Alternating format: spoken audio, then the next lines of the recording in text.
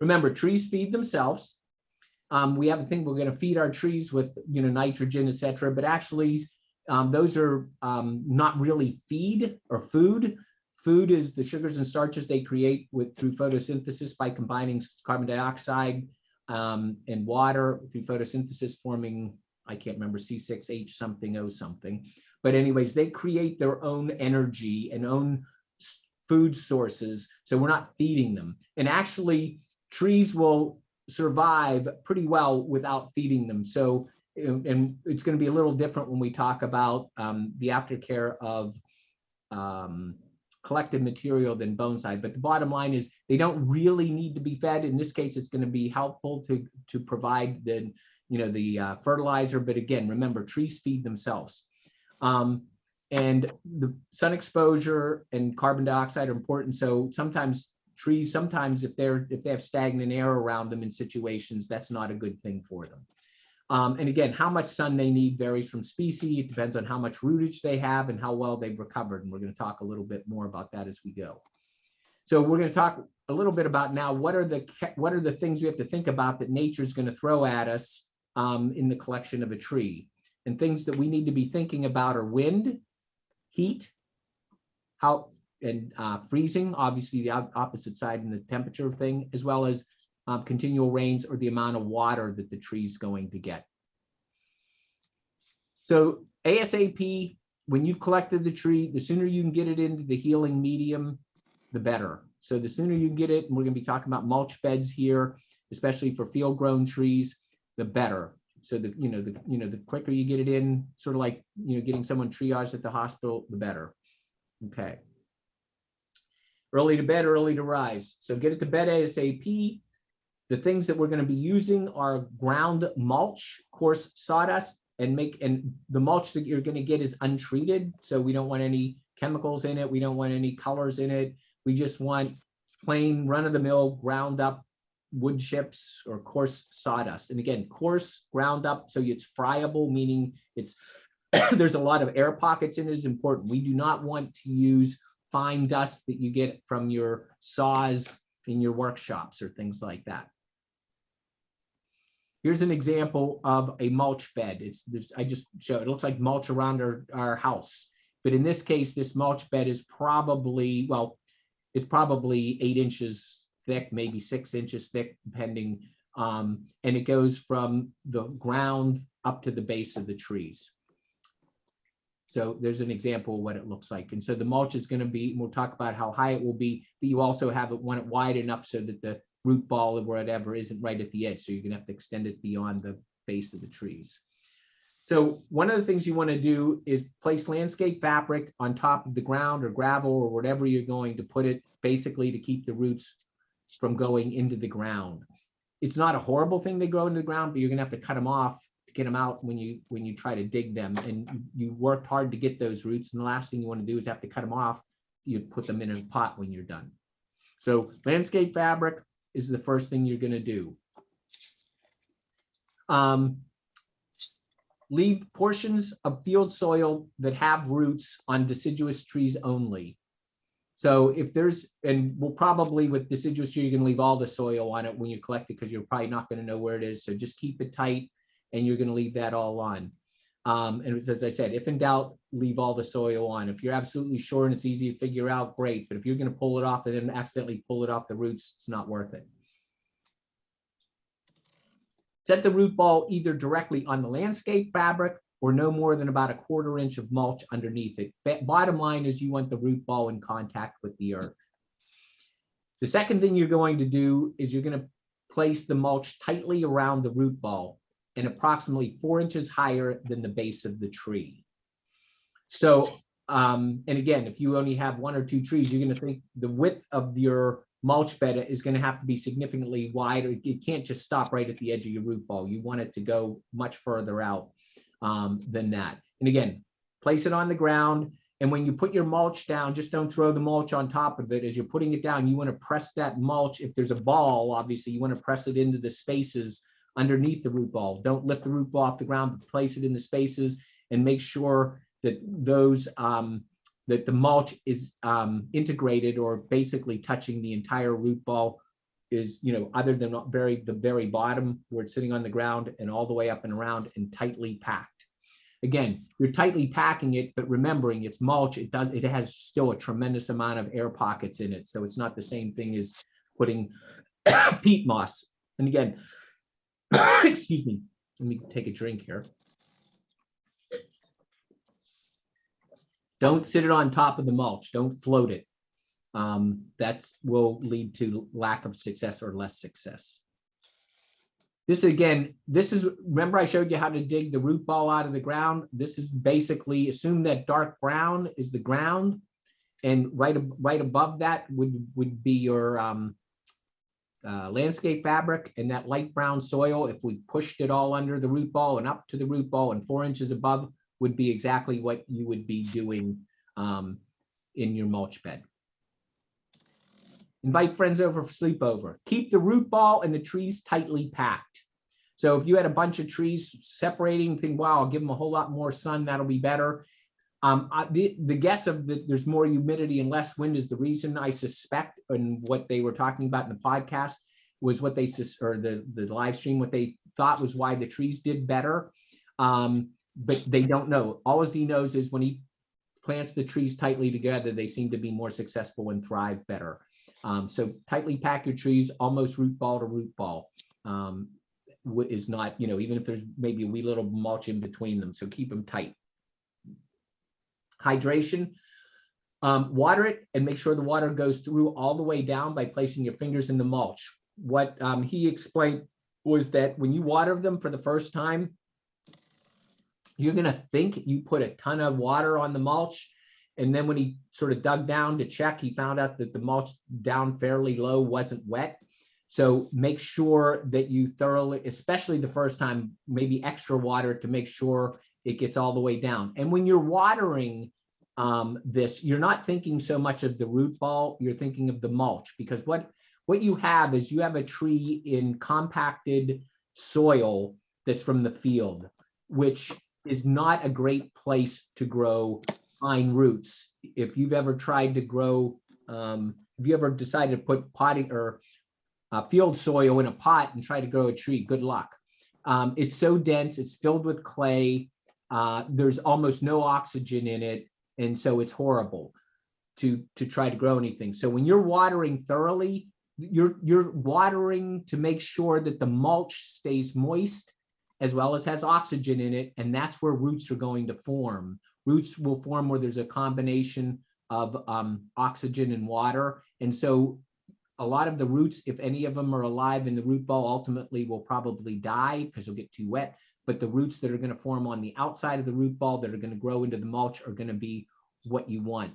As I'm saying this, it reminds me oftentimes when taking an air layer, I used to think as soon as I would cut the ring off, I would immediately like try to get the wet sphagnum on, was, you know, like in a rush to get it done, thinking somehow this was dangerous for the tree.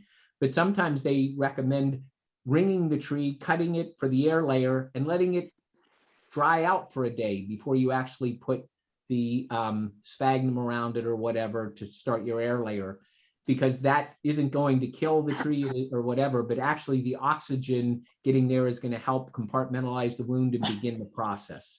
So again, think about when you're watering the mulch around the root ball, and that's where the critical balance of oxygen and water is, rather than in the root ball. So again, thoroughly water for the first time, but don't water too frequently thereafterwards. And basically, you said once he sticks his finger down into the mulch, if it's dry at about the 2-inch mark, as he puts his finger in about 2 inches, that's about when he waters it. Again, check the watering needs by placing, I just said that, I was ahead of myself. So you put it down about 2 inches and check.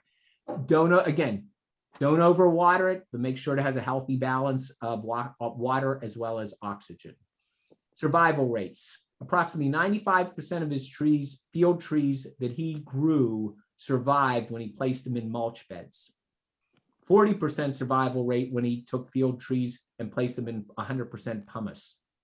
Now, I know we had apparently 100% success with the hawthorns, but and I'm not, so it's, I'm not saying it never works, but you know, I like this idea. And again, my suspicion is that a couple of things. Growing them on the ground is probably more air, and it also probably is less adjustment with, you know, sitting in a mulch bed rather than in a pot, which you can wiggle around, move around, or whatever. But anyways, so the survival rates are significantly higher for mulch beds, for field-grown deciduous trees or field-grown coniferous trees. Actually, it's going to be true for the conifers as well. Pot culture. So we're going to start talking about, that's how you work the trees in deciduous and or all of the things that we're going to dig up that we're going to be heavy duty. But if we're going to start putting trees in pots or boxes post collection, we're going to talk a little bit about that if you want to do that and the circumstances under which you would. Okay, the collected tree has a, if you find a collected tree and it has a substantial root system with lots of fine roots, then consider sticking it in a pot. And again, if in doubt, put it in the mulch bed. You got nothing to lose. But if it has a lot of capillary feeder roots, then it could probably go into a pot. Does the size matter? Absolutely. Too large of a pot, the tree doesn't have enough oxygen. You know, you used to think, well, I'll give it a lot of root space and let that tree grow. What happens when you water a tree that's over potted, the tree never dries out, especially the soil on the outside, because nothing, and you're watering it because you're feeling it, and it will drown the tree. Because pumice, even though it's very airy and it doesn't hold a ton of water, it holds too much water for a collected tree to survive, or at least have a substantial chance of surviving. So again, don't drown the tree. And this porridge was just right. A pot which leaves about 2 inches of space on the side and the top, well, the pot doesn't have to leave 2 inches on top, but you want to be able to have 2 inches of pumice on top of the base of the roots, and you want 2 inches around the circumference of the root ball is about what you're looking for. It could be a little less, but don't go more. So 1 to 2 inches, if you can just get that tree in the pot and you have an inch or so all the way around the circumference, you've nailed it. That would be the perfect pot to stick a collected tree that has sufficient root system. What type of pot is the best? One of the things we'll talk about is cost, availability, oxygen availability. In other words, how much oxygen can get into the pot, the stability of the pot, and color. Well, I'll talk about color right now because I forgot to actually include it in my slide below. Some people have black pots, some people have white pots, etc. Generally, roots like heat, and black pots, even though they get pretty hot, are pretty dang good producers of roots, and having roots get hot is good. If you want to improve your growth rate when trees have been collected, if you put your trees on a heat mat, which we'll talk a little bit about, that will increase your rate of success because roots like heat, and black pots are hotter than white pots. Not to say that white pots are bad, and if you got them, use them, but black pots are good. The nursery industry uses tons of black pots, and they've studied it, and they found when it does sometimes get really, really hot, the trees in nursery pots that are on the sun side, the southern exposure, sometimes do have some root death, but the overall tree survival and health is actually just as good, if not better, than the other pots. So they continue to use them. And we're going to be using these pots for collected material very much like the nursery industry. The other thing you want to consider is, so we'll talk about nursery pots. They're available, they're cheap, they work, and they're fairly stable. So there's a lot of good things about a nursery pot. The one weakness I would say that the nursery pot would have was that it doesn't provide the same amount of air as some of the other ones I'll talk about. So air exchange in the root system, again, we talked about balance of water and oxygen is critical to root growth. Nursery or pots that, or training pots that allow more air to get into the root system are going to grow a faster, more vigorous root system. An Anderson flat, I know if you don't know about it, don't worry. An Anderson flat is a rectangular pot that's approximately 14 inches rectangular or square and about 4 to 5 or 6 inches tall. They make bigger ones than that. They're actually, I think right now, if you can find them, they're going to cost you about anywhere from $8 to $12, maybe more. Shipping's gone skyrocketed. So they're not always available, but if you have them, they're excellent pots. They're probably one of the best pots to grow things in because of the number of holes in the bottom of the pot. There's a grid, cross section at the bottom where it's basically open to a lot of air exchange on the Anderson pot. One of the downsides is if you go to pick them up, they're not very stable. And so that's a problem if you're going to be moving them. But they're very functional. They're wide. They have great depth, and length is really good. And you see lots of people using them for trees that will fit in them. The other thing, since they're taller, they have a increased gravity column. Gravity column is basically the height of the pot, or the potting soil in the pot has an impact of how quickly water drains. And the higher the pot, the greater the gravity impacts the water column and pulls the water, higher percentage of water out. If you have a very shallow pot, the gravity column, the gravity acting on that water column is not as great. So the percentage of water remaining in the pot is pretty high. And so that isn't good for roots. So having some height to your pot is really important.